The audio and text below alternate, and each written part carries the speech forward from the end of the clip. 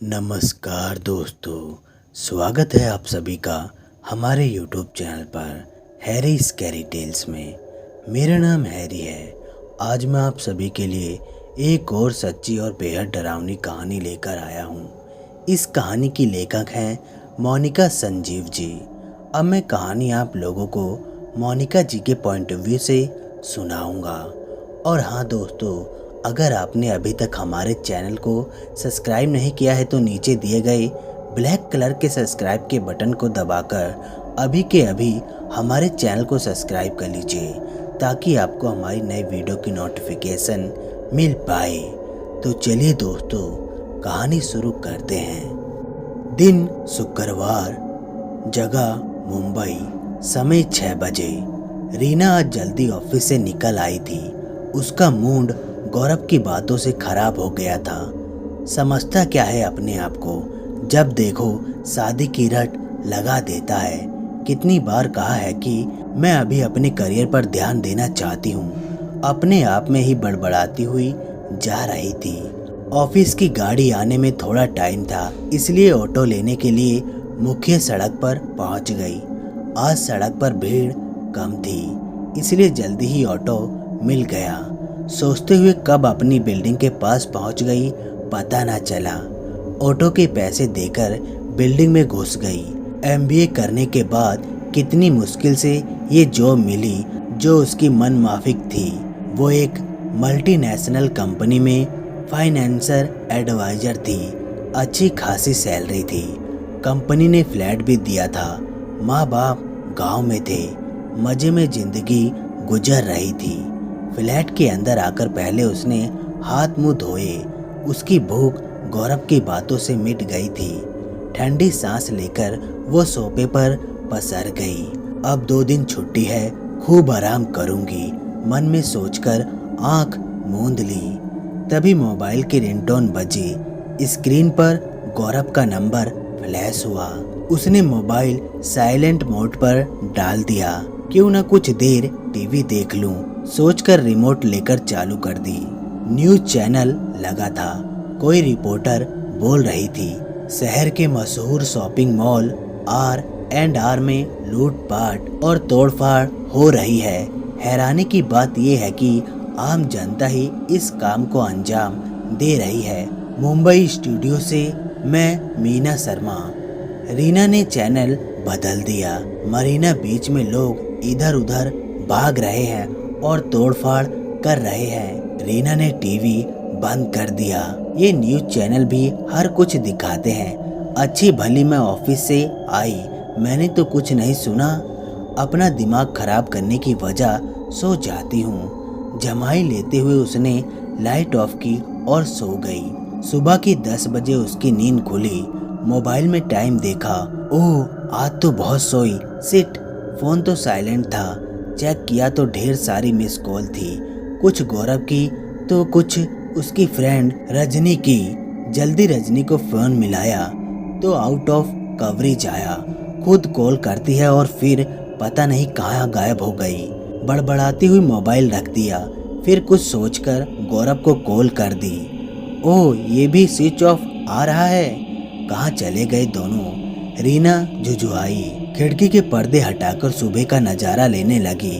उसके कॉम्प्लेक्स के सामने एक और कॉम्प्लेक्स था। शहर में कहाँ दिखेगी हरियाली। ठंडी सांस लेकर रीना ने सोचा। तभी एक फ्लैट में हलचल ने उसका ध्यान खींचा। बालकनी से कोई जैसे उतर रहा था, पर क्यों? ध्यान से देखा तो उसकी आंखों पर यकीन नहीं हुआ। एक औरत रेलिंग से लटकी हुई थी और कुछ लोग उसकी तरफ बढ़ रहे थे। 1 मिनट, इन लोगों के चेहरे पर लाल रंग सा क्या है और ये अजीब से क्यों है? तभी नीचे का नज़ारा देखकर उसके होश उड़ गए। नीचे सोसाइटी की पार्किंग एरिया और सड़क थी। वहाँ बहुत से लोग नहीं एक दूसरे को काट रहे थे या यूं कहूँ खा रहे थे। रीना ने आंख मली, फिर वही मंजर दिखा। क्या मैं किसी बुरे सपने में हूँ? सोचकर उसने अपनी हथेली पर चुटकी काटी। आउच, ये तो हकीकत है। लग रहा था किसी हॉरर फिल्म के किराएदार पर्दे के बाहर निकल आए हों। सब लोग, बच्चे बूढ़े जवान, एक दूसरे को नोच खा रहे थे। एक बूढ़ी औरत सड़क पर पड़ी हुई थी। उसके हाथ पैर नुचे हुए थे, एक आंख नीचे लटक रही थी। कुछ दूर पर एक छोटी बच्ची किसी आदमी की टांग पकड़कर चबा रही थी। चारों तरफ खून पड़ा हुआ था। एक लड़की दौड़ रही थी और उसके पीछे भीड़ लगी थी। घबराहट में रीना का हाथ बालकनी पर रखे गमले पर पड़ा और वो धड़ाम की आवाज से नीचे जा गिरा। उसके गिरते ही सबका ध्यान उसकी तरफ हो गया। रीना एकदम से जड़ हो गई, फिर हड़बड़ाकर अंदर भाग आई और पर्दा खींचकर बंद कर दिया। गौरव को फोन करती हूँ कहकर गौरव को कॉल करने लगी, लेकिन उसका नंबर बंद आ रहा था। यही हाल रजनी का था। अब क्या करूं?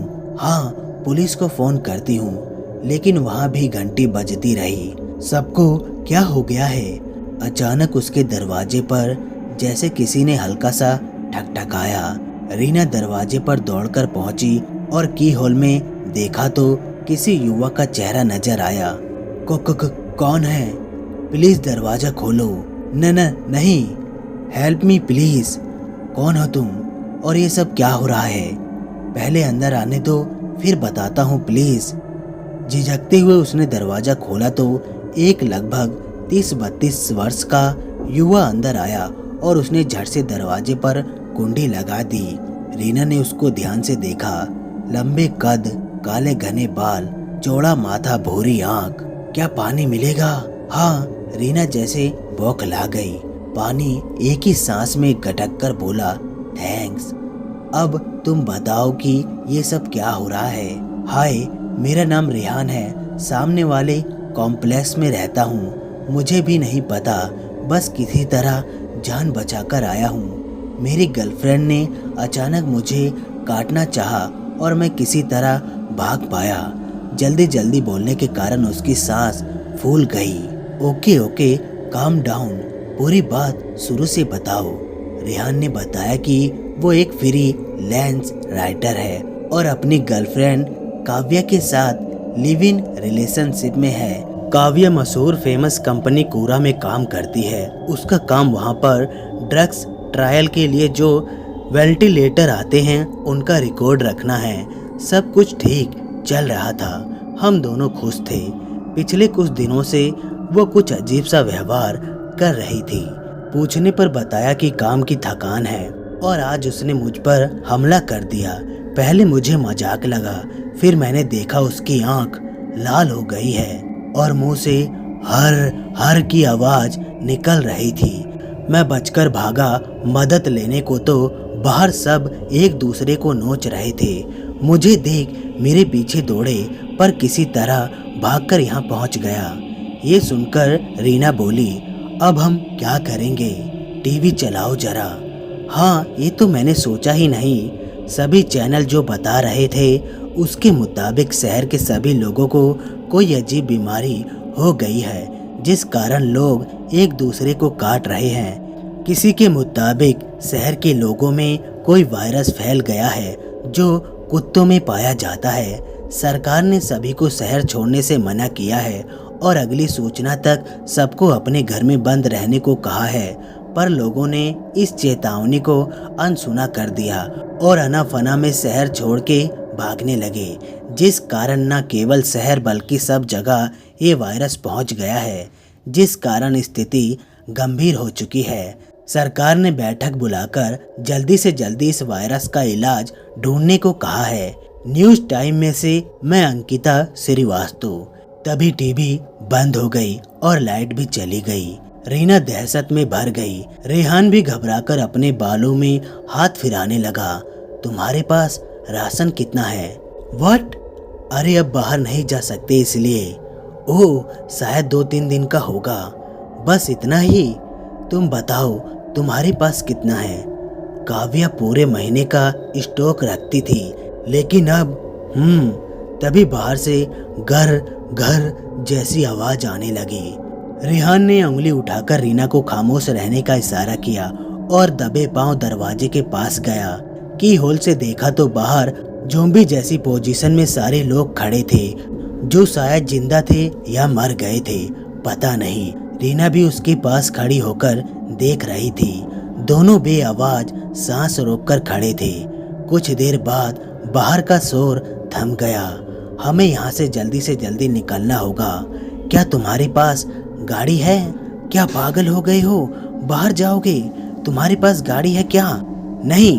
ओके, तब मुझे किसी तरह अपने फ्लैट जाकर गाड़ी और कुछ जरूरी चीज लानी होगी। लेकिन बाहर तो I know but I have to go. मैं भी तुम्हारे साथ चलूंगी। मुझे बहुत डर लग रहा है। ओके, हम रात को जाएंगे ताकि कम से कम खतरा हो। ठीक है। रात गहराने पर रेहान और रीना कमरे से बाहर निकले। हथियार के नाम पर रीना के पास एक लंबा चाकू था और रेहान के पास मोटा डंडा था। लिफ्ट से चले? रीना फुसफुसाई। नहीं, इसमें खतरा है, सीढ़ियों से चलते हैं। दोनों चुपके चुपके सीढ़ियों से उतरने लगे। दूसरे कमरे से भयानक आवाजें आ रही थी जिनको सुनकर दोनों के दिल दहल उठे। पर जाना भी जरूरी था। किसी तरह सड़क पर पहुंचे।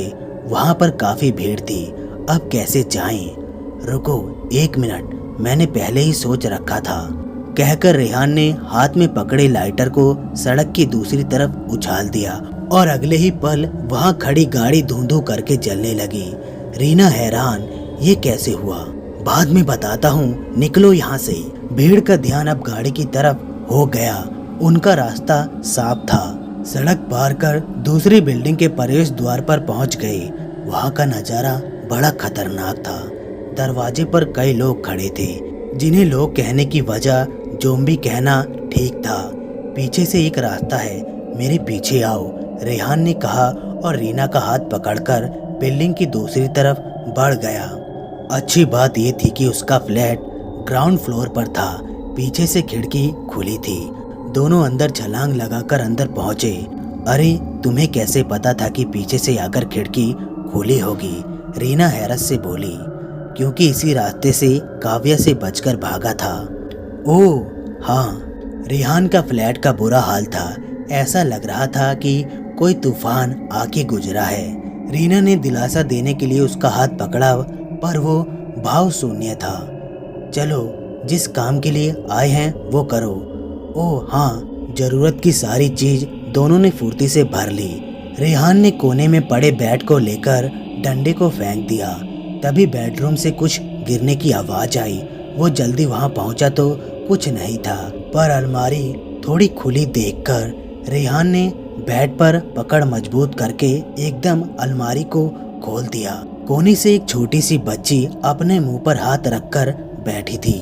मुझे मत मारो अंकल। रीना ने आगे बढ़कर उसे निकाला और गले लगाकर पूछा, कौन हो तुम बेटा? मैं चिंकी। तुम्हारे मम्मी पापा? जवाब पता था, फिर भी रेहान ने पूछा। मम्मी ने पापा और भैया को मार डाला, वो मुझे भी। रीना ने उसे अपने सीने से भींच लिया। अब हम तुम्हारे दोस्त हैं, चलो हमारे साथ। चिंकी को अपने साथ लेकर फिर से पिछले रास्ते से दोनों बाहर निकल गए। अरे 1 मिनट, अभी आया, कहकर रेहान फिर से अंदर चला गया। रीना कुछ कहती इससे पहले ही रेहान आगे गया। चलो अब। सड़क पर किसी अभागे की चीखने की आवाज आ रही थी। सब गिद्ध की तरह सड़क पर पड़े हुए एक आदमी को नोच खा रहे थे। बचते बचते वो वहां से निकल ही रहे थे कि अचानक चिंकी का पैर फिसला और वो गिर गई। इस शोर से एक ज़ॉम्बी सतर्क होकर उनकी तरफ देखने लगा। जल्दी चलो, रीना ने उसे उठाया। तब तक वो पास आ चुके थे। बाकी ज़ॉम्बी भी उनके पीछे दौड़े। रेहान ने फुर्ती से बैट घुमाया और ज़ॉम्बी का सिर तरबूजे की तरह फट गया। भागो तुम दोनों, रेहान चीखा। पर तुम, मेरी फिक्र मत करो, मैं आ जाऊंगा। ये डायरी रख लो। अगर मैं ना चाहते हुए रीना को जाना पड़ा। एक हाथ में डायरी और दूसरे हाथ में चिंकी को थामे उसने दौड़ लगा दी। अपनी बिल्डिंग में पहुंचकर ही रीना ने सांस ली और सौभाग्य से सुरक्षित अपने फ्लैट पर पहुंच गई। अंदर घुसकर दरवाजा बंद करके साथ लाई वस्तुओं को एक जगह पटका और रेहान का इंतजार करने लगी। चिंकी भी एक कोने में सिमट गई। लगभग आधे घंटे गुजर चुका था और रेहान का कोई पता नहीं था। रीना ने चिंकी को दूध ब्रेड खिलाकर किसी तरह सुला दिया। रेहान का कोई अता पता ना था। क्या वो भी शिकार बन गया? नहीं नहीं, रेहान ने डायरी दी थी काव्या की, उसको पढ़ती हूँ।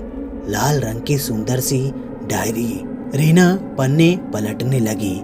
दिनांक 10/1/2021। जिंदगी कितनी हसीन हो गई है रेहान के साथ। 5 साल कितनी जल्दी बीत गए पता ही नहीं चला। रेहान ही वो साथी है जो मेरा हमसफर बनेगा। अगली एंट्री 5 दिन बाद की थी। दिनांक 15/1/2021। मेरी जॉब भी बड़ी मजेदार है। वॉलंटियर का रिकॉर्ड रखना है। कुछ लोग बेरोजगारी के चलते तो कुछ अपनी मर्जी से आते हैं। हमारी कंपनी कोरा में नए ड्रग्स का टेस्ट पहले वॉलंटियर पर ही किया जाता है। बदले में उन्हें मोटी रकम दी जाती है।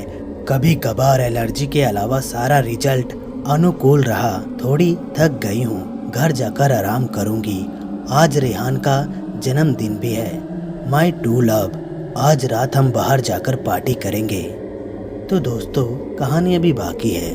कहानी आप लोगों को कैसी लगी लाइक और कमेंट करके जरूर बताएं और साथ में हमारे चैनल को भी सब्सक्राइब कर लें। हम आपसे मिलते हैं नेक्स्ट वीडियो में। तब तक के लिए धन्यवाद दोस्तों।